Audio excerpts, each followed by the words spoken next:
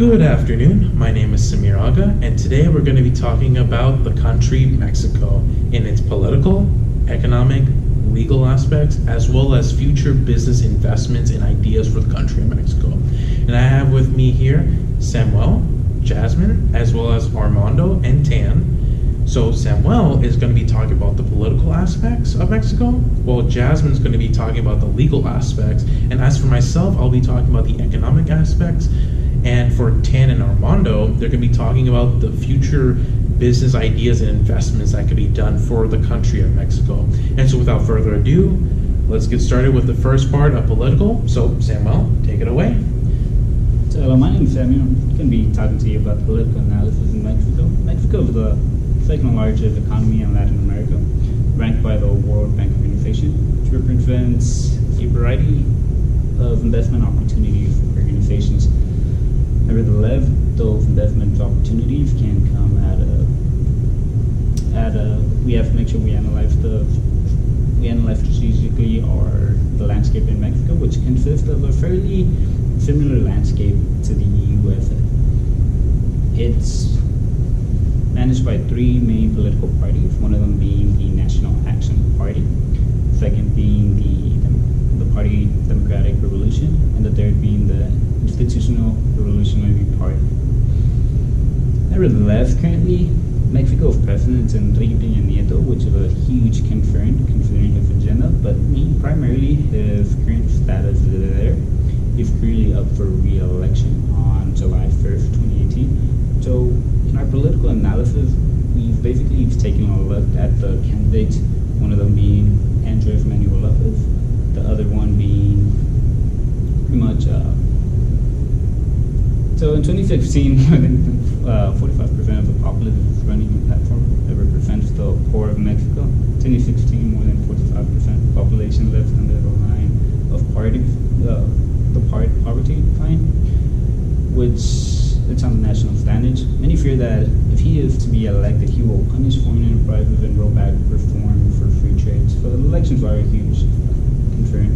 Basically, we concluded that the political climate in Mexico is rather a stable one. Next off is Samir, who's going to be speaking about the economic analysis. Thank you, Samuel. So, excuse me,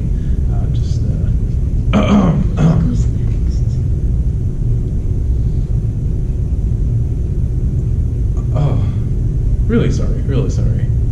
Okay, so as for the economics of Mexico, we can see that during the first half of 2017, they're doing pretty well. Normally, when you look at the economic landscape of Mexico, usually it's not very well due to the corruptions in Mexico and due to narcos interfering with economics, businesses, and just interfering with the society of Mexico itself. But as a report of this year, the GDP has grown by 2.3%. And according to the global markets, it is ranked 5th, right behind China, Brazil, Russia, and India. Also, the World Bank reports that in 2017, the Mexico's gross national income in market exchange rates was the second highest in Latin America, right after Brazil. As such, Mexico is now firmly established as an upper middle income country within the group of the high development. Conditions on financial markets has also improved. The Mexico's currency, pesos, appreciated with respect to the US dollar. Now, following a significant depreciation earlier this year, and its resilience to shocks, sensible monetary and fiscal policies responses, as well as gradual improvements in the country's external environment, managed to restore confidence and strengthen the economic activity. And in fact, Mexico is quickly becoming an emerging market heavyweight. In 2017, the gross domestic product was $2.4 trillion. This was much less than its primary trading partner, the United States, at $17.9 trillion, but larger than the other NAFTA partners, Canada, which is $1.6 trillion. And now let's go on to the income distribution, the disposable income, and the discretionary income. So while money cannot buy happiness, It is important means to achieving a higher living standards. In Mexico, an average household net adjusted disposable income per capita is an astounding $13,891 a year. That is considerably lower than the OECD average of $30,563. There is a significant gap between the rich and the poor, with the top 20% of the population nearly 14 times as much as the bottom 20. And as for discretionary income, that varies depending on their financial wealth and status, approximately 15 to 30%. And so now let's go ahead and go through the income distribution. And this will be marked up based on percentages.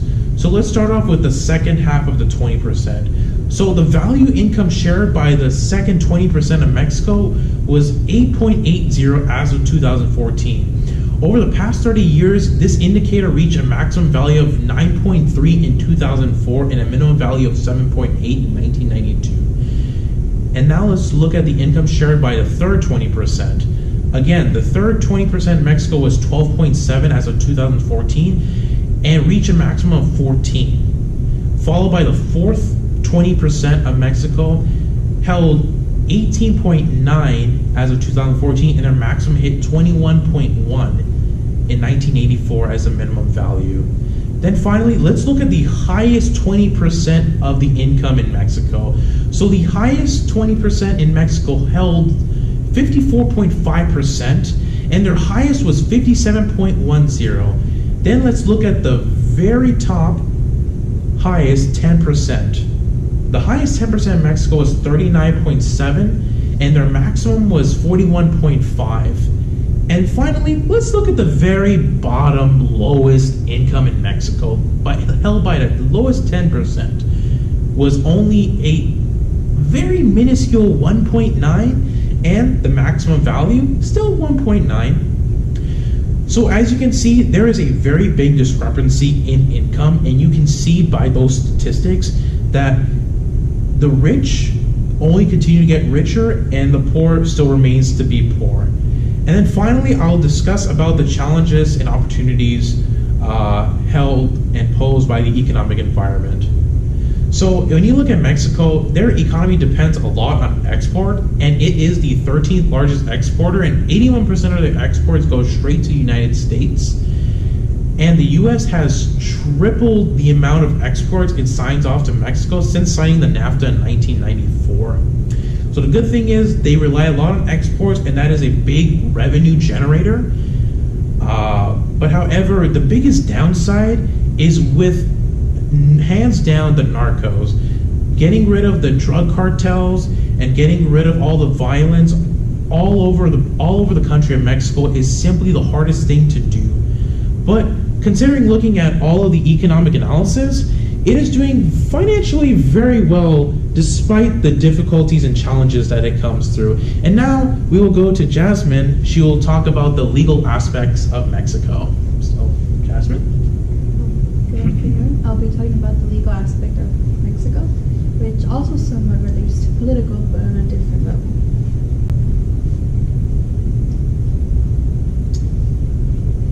Okay, so Mexico is a federal republic consisting of 31 individual state governments and the federal district. The federal government consists of 3 branches. Just like the United States, it is executive, legislative, and judicial. Their federal legislation is codified in 5 major codes: Civil Code, Commercial Code, Criminal Code, Civil Procedures Code, and Criminal Procedures Code. Their legal system is based on civil law, therefore, their state and federal district civil codes are very similar to their federal civil codes. Their executive branch carries the most political power. Unlike the United States, in Mexico, the president is elected to a 6-year term with no re-election. He or she has the power of the veto, and it can be overridden by the legislative branch. The legislative branch consists of the Senate and the Chamber of Deputies. There are 2 senators per state and 1 deputy for every 250,000 people in the state. Their senators serve a 6-year term, while the deputies serve a 3-year term without re-election. The judicial branch consists of a 3-tier system: the Supreme Corte de Justicia de la Nación, the Supreme Court, Tribunales de Circuito, the Circuit Courts, and Juzgadores del Distrito / Jurados Populares Federales, also known as the District Courts and the Jury Courts. The Supreme Court is the highest court and decides the most important cases. The Circuit Courts take up the cases on appeal and amparo cases, and the District Courts have jurisdiction over amparo cases in the first instance. Mexico is open to foreign direct investment and has consistently been one of the largest recipients of the FDI among emerging markets. There are 4 areas of Mexican law that are significant to foreign companies doing business in Mexico. They are foreign investment law, the transfer of technology and trademarks laws, the maquiladora or in-bond assembly program, and the incentive program for industrial development. The 1993 Foreign Investment Law governs foreign investment in Mexico. This law limited foreign ownership of national air transportation to 25%. In December 2016, the Senate approved a decree to authorize foreign investment to an airlines to a maximum of 49%. In March 2017, Congress approved the decree. Under NAFTA, investors from the U.S. and Canada are mostly favored in setting operations or acquiring firms in Mexico. The U.S., Canada, and Mexico have the right to settle any dispute or claim through the national arbitration. NAFTA also eliminated some barriers to investment in Mexico, such as trade balancing, domestic content requirements. Local governments must accord national treatment to investors from NAFTA countries. Approximately 95% of foreign investment transactions still require government approval. The ones that do require authorization must not exceed $165 million in order to be automatically approved unless the proposed investment is a legal reserve sector. In general, there is not as much civil litigation in Mexico as in the United States. In Mexico, litigation is expensive and there are no punitive damage awards. Each party has to pay their own fees, and also litigation process is long. Litigation in Mexico is not practical unless it is unavoidable to accomplish a vital business objective. Hi, my name is Tanvo, and today my team and I will present about part 2, identifying an investment opportunity for American company at Coca-Cola in Mexico market. For the contents, we will decide with the 5 part. First, we're talking about product and the unique features. We also mentioned in part 2 about a target consumer and the competitive advantages. We're talking about the branding, and we're talking about the market position. Also, we talk a little bit more about number in financial plan. Last but not least, we talk about the challenges and how the challenge turns with opportunities and come up with some suggestion. First, product and unique features. From Coca-Cola first appearance in Mexico market in 1897 to the present today, the ability of American-born product to increasingly perform is truly outstanding. Mexico was one of very first country to sell the Coca-Cola. The adoration of Coca-Cola in Mexico rose to be enormous. So Mexican Coke is the Coca-Cola bottle in Mexico that is their product. But what is different between the American Coke and the Mexican Coke? The Mexican Coke is made with 100% natural pure cane sugar, and the bottle in the old school classic bottle with better preserved Coke with original taste. The taste was more brighter and more natural taste, with sporty finish from its natural cane sugar. The second part, we're talking about target consumer and a competitive advantage in marketing plan. In 2001, Mexico surpassed the United States for the title of the country with the highest per capita consumption of Coca-Cola product. They come up with the message about it open happiness by ringing Coke for every single pupil, for every Mexico pupil. Coca-Cola also inherent Americanness and portrayal as the local, nationalistic product working in concern to promote the peril to new heights in Mexico.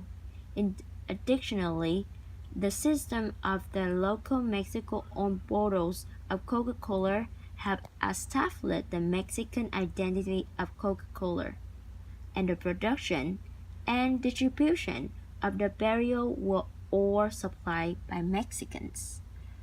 For marketing campaign, with the aggressively persuade even the promotion villas of Mexico and with promotion with nationalistic right, coupled with some economy and political changing in Mexico in 20th century that were further accelerated by the creation of NAFTA in 1994.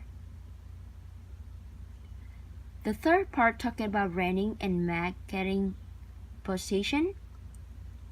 Besides Coca-Cola insistent of distributing their peril rays of the far corner of Mexico and their success in exploring as many Mexicans as possible to Coca-Cola on a daily basis, Coca-Cola aggressive marketing charging in Mexico were highly effective at making customer loyalty at their end.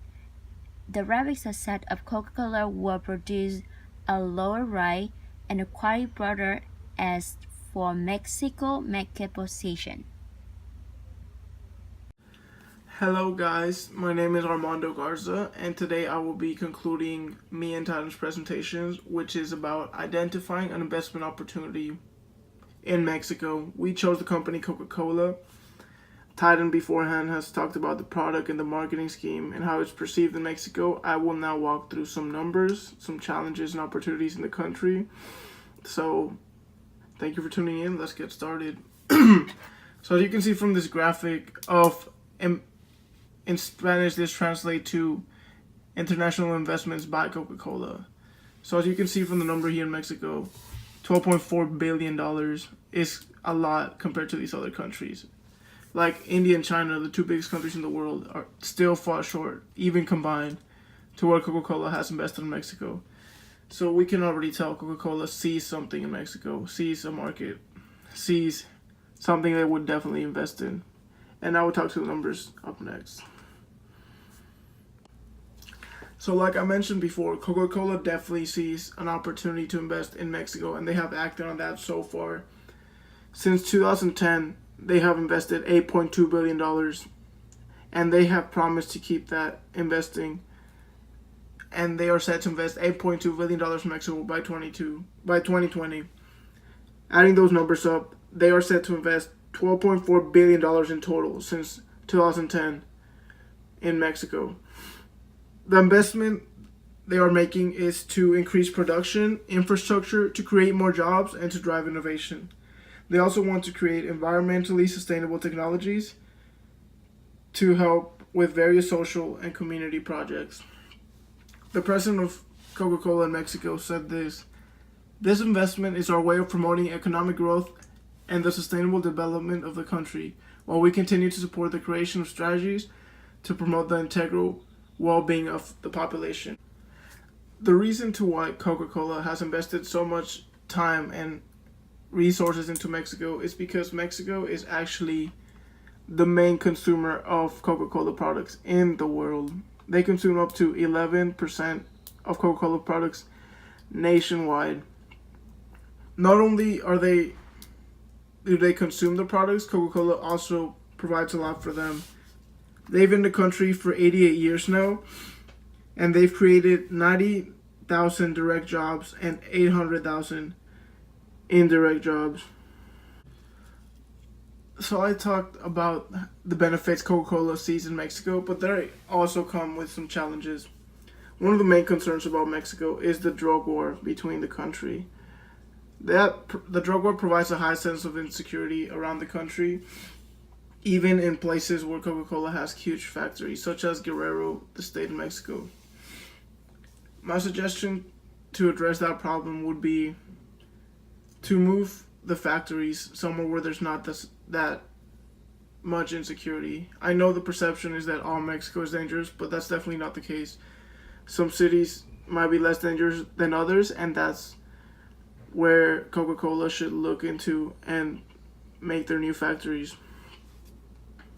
Another problem Coca-Cola might face in Mexico is that Mexico leads the world in fatalities linked to the overconsumption of sugar. An average Mexican person drinks 500 cans of soda a year. That's definitely a lot. That's probably one of the reasons why Mexico is also the main consumer of Coca-Cola products. Coca-Cola owns 73% of the Mexican soda market. So some people make claims that Coca-Cola is directly killing people just for the fact that they own most of the soda market in the country, and they assume that's the reason why people are dying of sugar overconsumption. My suggestion to address this problem would be to market differently. Coca-Cola not only makes the Coca-Cola, they also make water products and juice products. So if they could make a marketing strategy surrounded about drinking less soda and drinking more water, while that would also help their brand image and also their brand sales. As they also sell water, they can maybe provide a bundle or maybe just sell the water individually, but they can promote drinking water and less soda while still making money because they own also a lot of water companies in the country. In conclusion, Coca-Cola investing in Mexico definitely has its cons, but I think the pros outweigh the cons. As I mentioned before, the numbers are tremendous. Mexico consumes 11% of Coca-Cola products nationwide, making them the biggest consumer of Coca-Cola products in Mexico in the world. That's why Coca-Cola has been so eager to invest and promised to keep investing until 2020. So I don't think that's stopping anytime soon. I don't think the cons would get in their way of anything. I definitely see a lot more opportunity in the future. I definitely see Mexico even selling more than 11%. They already surpassed US as the leading consumer of Coca-Cola products. And if Coca-Cola keeps investing in Mexico, then those numbers are soon to grow.